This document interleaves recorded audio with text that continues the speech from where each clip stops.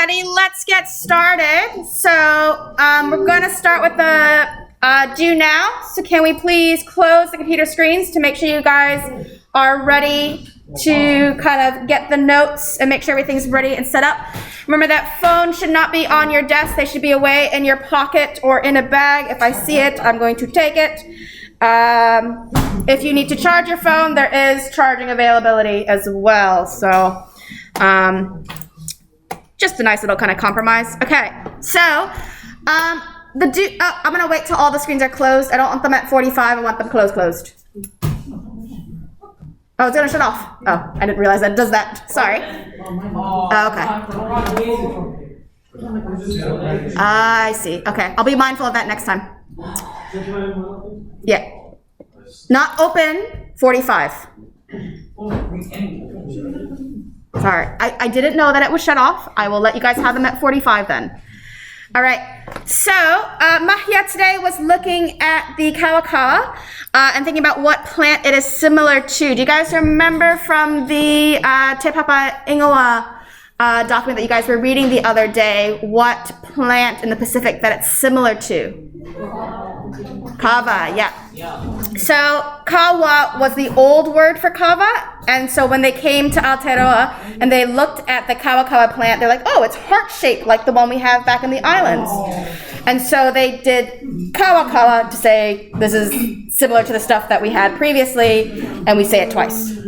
So let's make sure our notes are... All right, so your notebooks should have this right here, the date. Today is the 4th of May. You should also have the learning intention. It's the same learning intention that we did in our last lesson because we were finishing up the lesson. We ran out of time. And we're exploring how scientists categorize things. So for that mahia, that do now, our answer is kawa is similar to kava.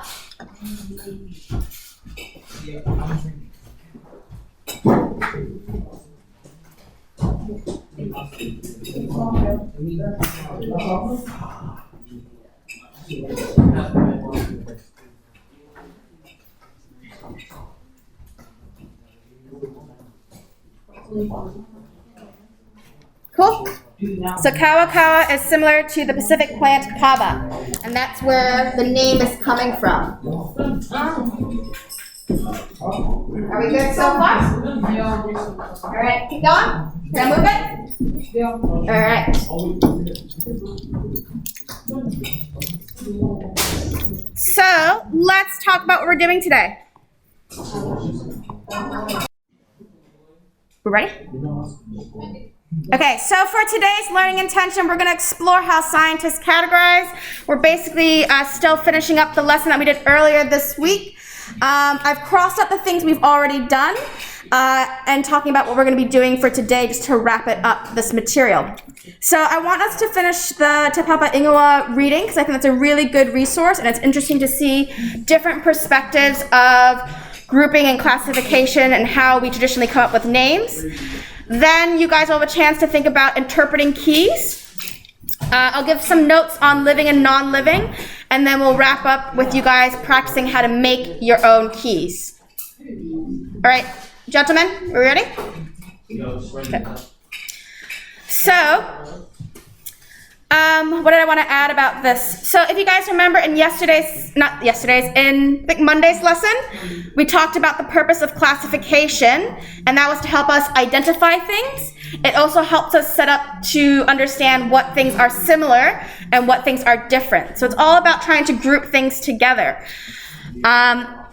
With our success criteria, we're looking at number 1 and number 2 still. We're still working on those. And that's about identifying if something's living or non-living and also using and making those classification keys. All right. Before we go on to the Te Papa Ingoa activity, I want to remind you guys about your roller coasters. No. We're cleaning up for the roller coasters. So I put all the roller coasters on the side over there. There's been a handful of ones with no name on it, so I need to figure out whose is what. Oh, wait, not just yet, at the end of the lesson. Cool. Leave it. You're not working on it right now. Oh, okay. We'll do that at the end of the lesson, okay?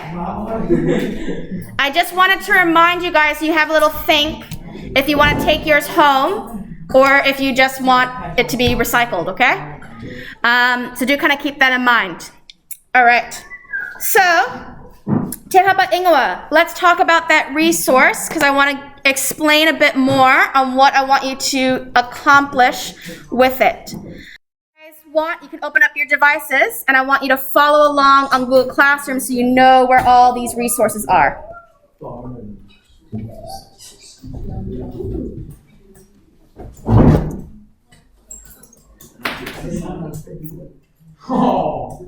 This is why I asked you guys to take out your devices because we're going to be working on this. So you guys can open up your devices right now and follow along with me.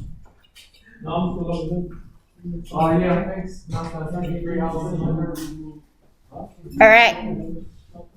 Shall I keep going? Give you the next set of instructions? Yep. All right. So for today, you see how there's a Google Doc here that says number 1 classwork for classification. So that number 1 is representing that this is lesson number 1, and this is the classwork that we're trying to get done for this lesson. So we're going to click on that document here.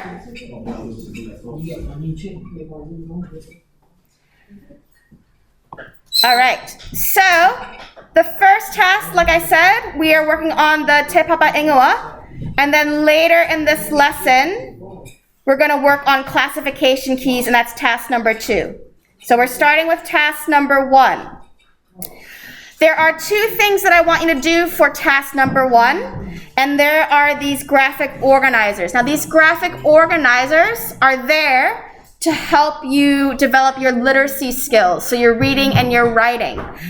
And the reason why I want us to practice that is because you are reading these Google Slides that are hyperlinked on this Google Doc. Now, if you guys notice, in the first graphic organizer, there's headings, and these headings refer to each one of these slides. So we're going to finish this activity off from the last lesson. So you see how this is a heading, similar species. You will also see that right here, similar species. We go to the next one here, naming the new. There's the heading here, naming the new. So when you guys are reading these different pages, what I want you guys to do is identify the main idea. Can we make sure we're listening and looking up? Eyes up.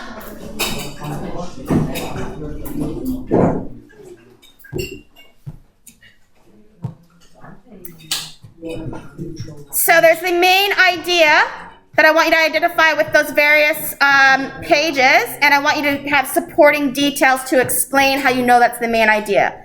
So there's lots of different things to read. You can read it in any order. You don't have to worry about getting it all done because I know it's quite a bit. But I just want you guys to kind of have a look at the different ways that we name things. And then we also have a appeal paragraph to help you summarize what you've learned from that document.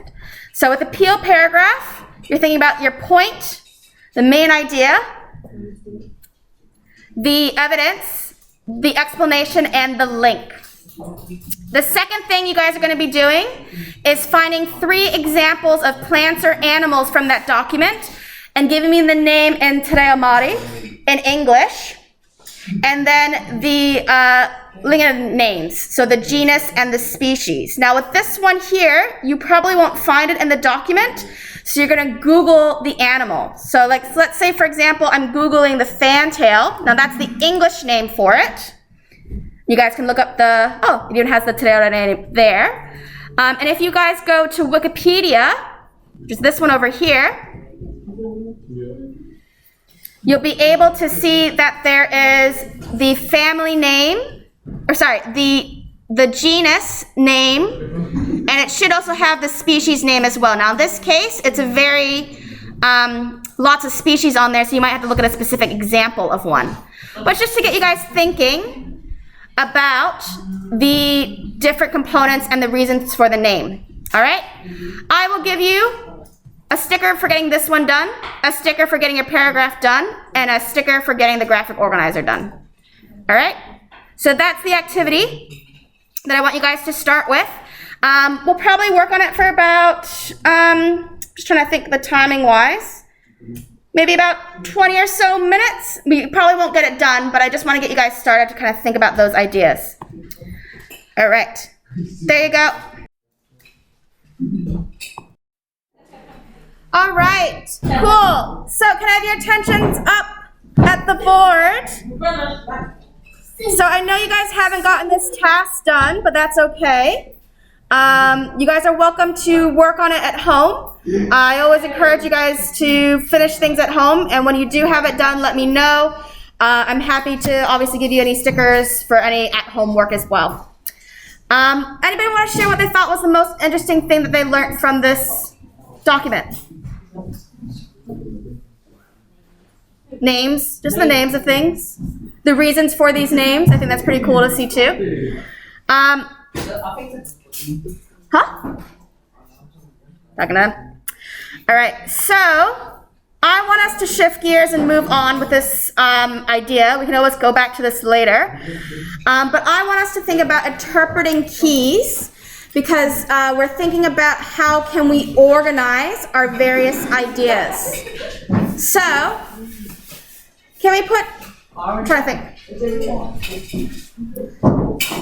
Can you guys put your screens to 45? Thank you. Screens to 45. All right, gentlemen in that corner, screens to 45.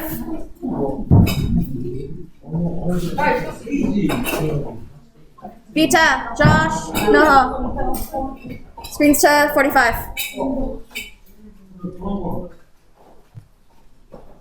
Vita. Screens to 45. We're gonna move on. All right. So, what we saw in that document is that we have a lot of things and we're trying to assign them names because there's lots of new things. There's lots of also unknown things. One of the ways we can figure out what something is if we don't know what it is using something called a classification key. So, done today, but that's okay. But I just want to show you guys some things so we can think about how we classify and why we classify. So this is some notes that were from the Science World book. And you see here that this guy has organized his confectionery. So he's organized his candy and things like that. He's organized his snacks. Now let's say you're at a grocery store and you're trying to figure out where things are. What do we normally have at a grocery store to help us? Vita. Aisles? Yeah? Aisles. What else do we have, Josh? We have food, but how do we know where the food is? Yeah. Signs, yeah? And numbers and classifications. So do we see here, and the workers, do we see here how this guy has made categories? So he's, Josh. Vanilla. Josh. All right. We see here at this guy's dairy, he's organized things and he's basically put yes or no questions. So his first question or his first kind of category was, is something sweet, is something not sweet? So you can go down the aisle of stuff that's sweet, you can go down the aisle of stuff that's not sweet. And then he's also organized things to say, does it have chocolate or does it not have chocolate? So that way it streamlines and that way you can find whatever you're looking for faster. So that's what we use classification keys for. And we can use them to group things together. So there's some examples. Again, we're asking ourselves, all right, which buttons are plastic, which ones aren't plastic? And with that, we can get information. So for example, let's say there's a classification key, and we're trying to learn about who these students are and who's who. So one of the things they've asked in this one is who can roll their tongues and who can't roll their tongues. Who has blue eyes? Who doesn't have blue eyes? And then we're grouping people together to help identify who's who. So if I'm looking at this here, And there's name the students who can roll their tongues and do not have blue eyes. So which students, when I look at that list, can roll their tongues but do not have blue eyes? Which students on that list? Louise, Suzanne, and Annie. So you see how you figured that out? You looked at who can roll their tongues, who does not have blue eyes. So you guys used the classification key to figure out what that is. What do Maria and Stuart have in common? So we see Maria's over here, and we have Stuart over here. What do they have that's similar? They both have blue eyes. So you see how those classification keys can help us gather information. It can also help us identify things. Now, do you think this is the only way we could classify them, or can I reorganize this list in a different way? I could also organize this in a different way. What could my first question be? What color eyes do they have? Do they have blue eyes? And I can organize it as blue eyes, not blue eyes, who can roll their tongue, who can't roll their tongue. So the thing to remember about classification keys is that there's multiple ways you guys can organize things. Are we okay with that idea so far? All right. One of the common ways we classify things is by passing your groups for a moment, and then we're going to go around maybe each table, and I want you to share kind of one idea or one reason that you would say that this thing is alive and this thing isn't alive. All right, so take a moment to discuss with each other, what are some characteristics, what are some traits of living things? So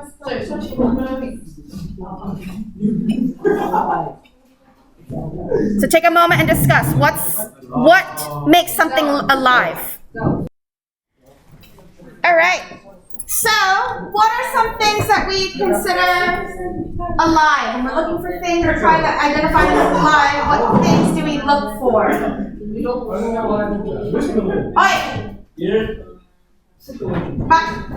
So, let's share some ideas. We're thinking about some things that would make something living. So this table, what was one example of living? If you know something's alive.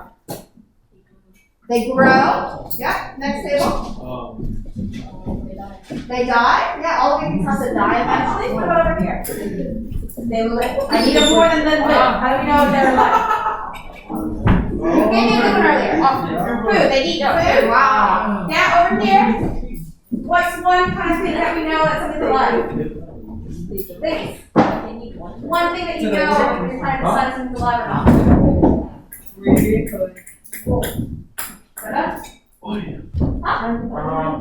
Debris? Yeah. Right, and then over here, last table, what's one thing that it has to be alive?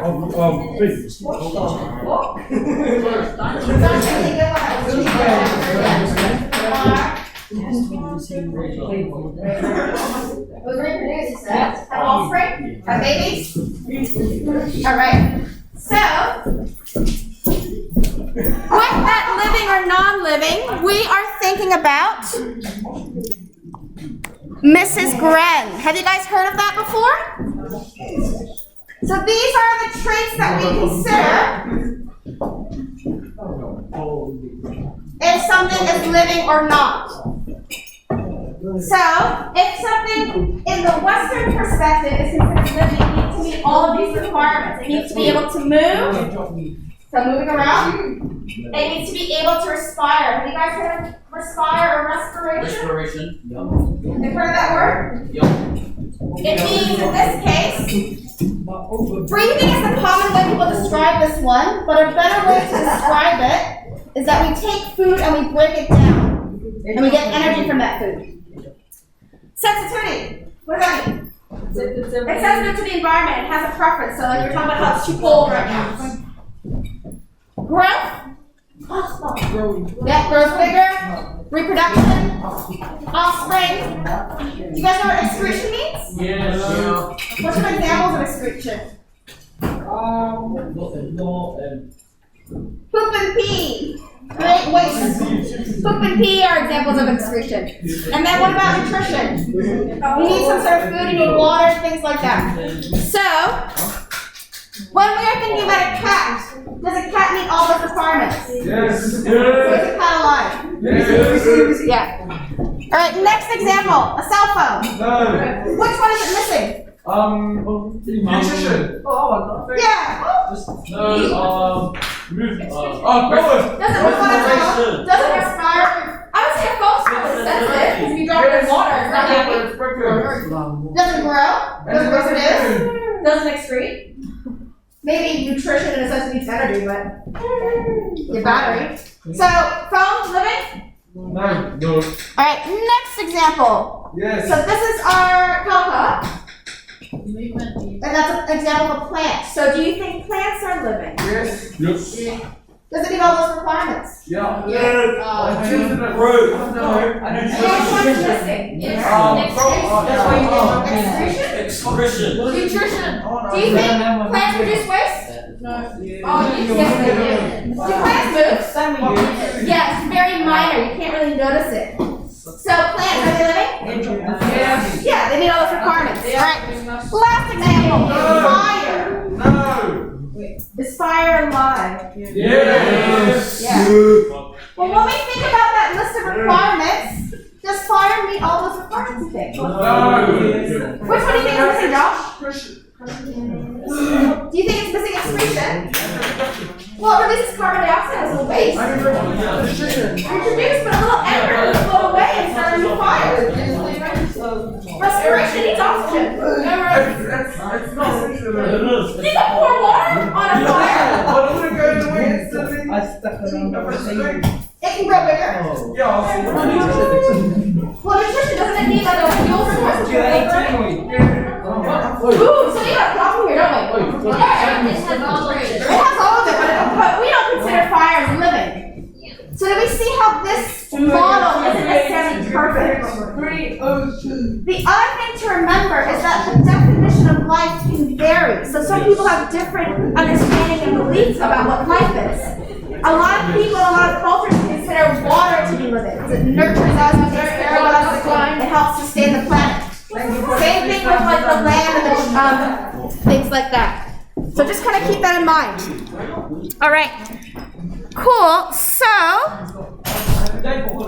I would like you guys, with the last couple minutes of class, to make sure you get the Mrs. Dren written down. So write down those terminologies: movement, respiration, sensitivity, drill, and make a note that this is required to be living. So I want you guys to write that down in your science notebooks. And I'll write that in mine as well, so that way we have it. So write this in your notebook.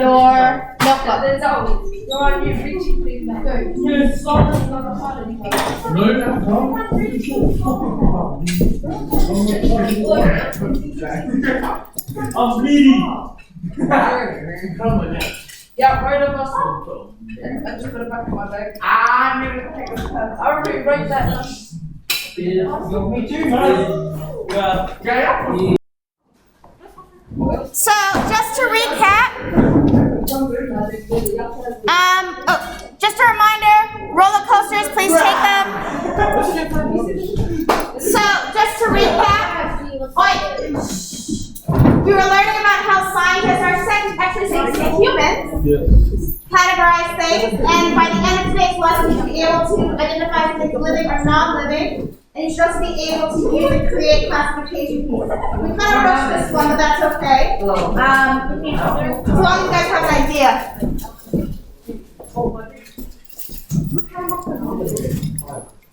Are we going now? We're waiting for the bell.